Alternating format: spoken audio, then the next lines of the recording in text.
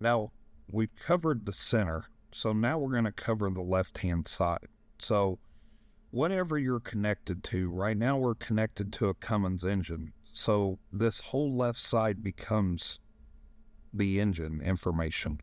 If I'm connected to the transmission, the left side becomes the transmission, and so on. So, we'll start with system technical data. So, once I click on that, then it goes into, if you need torque specs, this is where you're going to find them.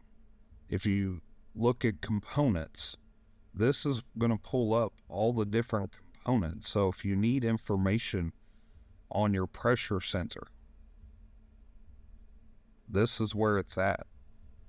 Exhaust gas pressure sensor, this is where it's at, and all the information.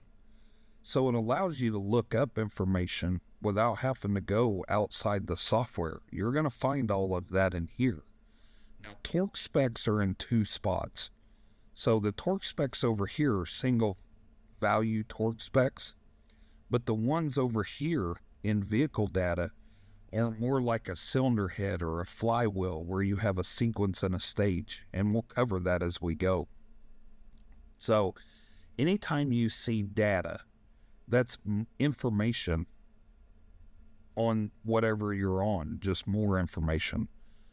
The next tab down is diagrams. This is going to be any wiring diagram that is associated to this engine. So we have the 4 standard diagrams. And then you have your DEF system, fuel system, and the fuse and relay box, because all of these are related to this engine in some way. So we'll start with this one. All you do is highlight where you want to go and click the check mark. And that's going to take you into the wiring diagram that you've selected. If you once you're done here, then you can come over and select on.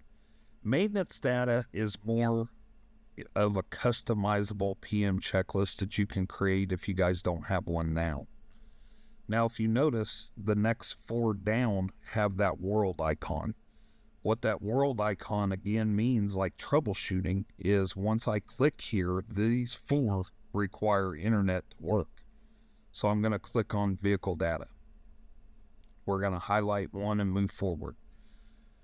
Like I was saying before, this will have your torque specs. It'll also have your belt routing for the engine, and you can click on these to make them bigger and then print these off if you would like, save them as a PDF, email them.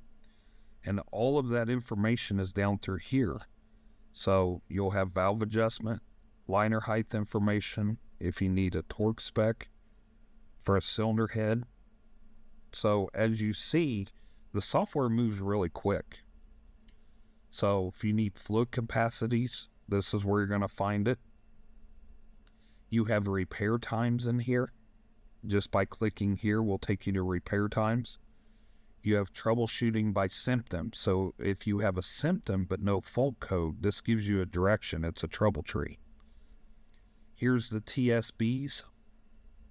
And then the component replacement guide will walk you through step by step how to remove that part and then reinstall it. It's the process of how to do that.